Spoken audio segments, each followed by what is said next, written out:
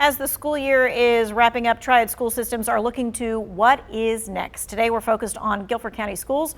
We're joined by Guilford County Schools Superintendent Dr. Whitney Oakley, and we're talking all topics from school safety, construction, the budget, deadlines that parents need to know. We're also taking your questions. So here is your chance to ask a question. The number is 336-379-5775. Your questions are anonymous. The answers will be done right here on live TV. All right, so let's first and foremost get started. This is graduation season. It is. We are in the middle of it. What do families need to know? What do students need to know? Sure. So we kick off next week with our early and middle college graduation, and then go for the next couple of weeks after that. All graduations are held at either the field house at the Coliseum or in the Coliseum itself or Special Event Center.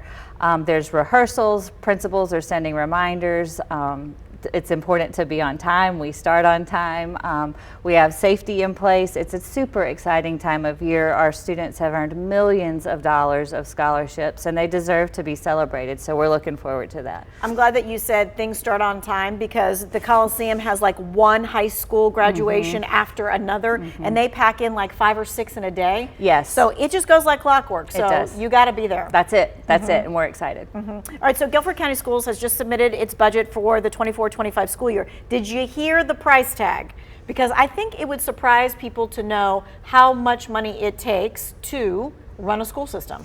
Yeah, and I think, you know, our budget is just under $1 billion when we talk about the state and the local and the federal that goes into it. This particular budget request is to the county for our operations, and it includes teacher supplements, it includes classified staff, salary compensation, it includes making sure we're able to continue things that are working, like tutoring and safety strategies. And so the county, of course, will have its public hearing before it votes this summer. And we're looking at, right now, the ask is about a $40 million increase. From last year, that's right. From last year. And so specifically, what is that increase going to look for? So there's some legislatively mandated increases. There's things like retirement and hospitalization.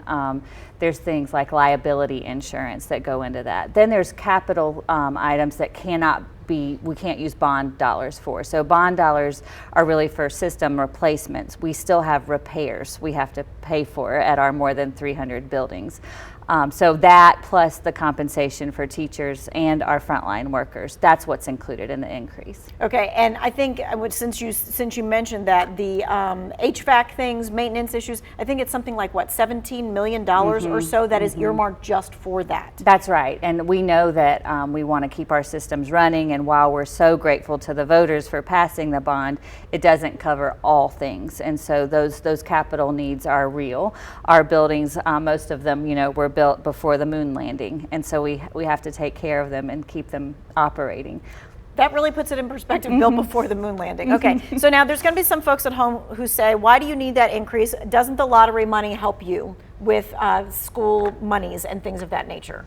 Yeah, and I think there's some misconceptions about lottery dollars. We were able to get about $2 million to go towards capital needs last year, but most lottery money is actually used to pay off debt service. And so those dollars don't come directly to the school system. And so we have a great relationship with our county commissioners, and so we're looking forward to what's next, and we'll continue to communicate and work with them through this season. Okay, let's talk about things like school construction and the updates, because we have a lot of different construction projects going on. Yeah, we have 6 new schools under construction, one opening in August, the other scheduled to open in January. We also have more than 270 deferred maintenance projects that will be completed by the end of June, and then we'll start the next slate of things. Those are things like roofing, HVAC, athletic needs that are across schools. Also important to remember the safety and technology upgrades that will touch all 124 schools. So everyone will see some benefit, and that work is happening quickly, and it's happening now. So if there are folks at home who are like, okay, this is my neighborhood school or whatever, I want to know what's happening to my school, like what kind of upgrades, where do they find that? Yeah, I would love for more people to know. It's on the gcsnc.com, and then you look for the bond dashboard. It shows which projects are currently underway, how far along they've progressed, and what they've cost by school. Okay, and let's specifically talk about a school that's kind of been up for discussion. That's Lindley. Yeah.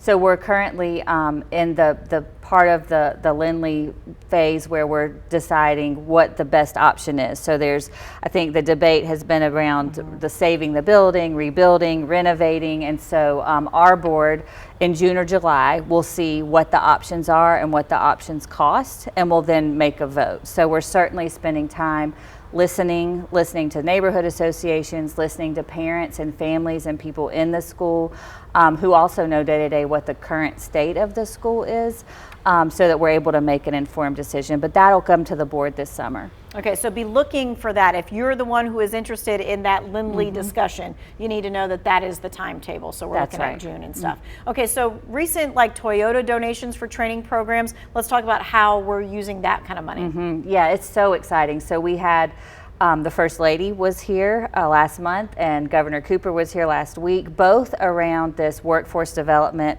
and connection to K-12. And so what we're doing is aligning CTE pathways with workforce development. So Toyota, for example, we're so grateful for their investment that will help us build pipelines straight into high wage, high demand careers. And so students will have exploration activities and curriculum from middle school all the way through high school, where they can leave with a credential and enter the workforce making $70,000 a year. And so we'll have some of that starting at Jackson and Smith and Southeast Middle and Southeast High.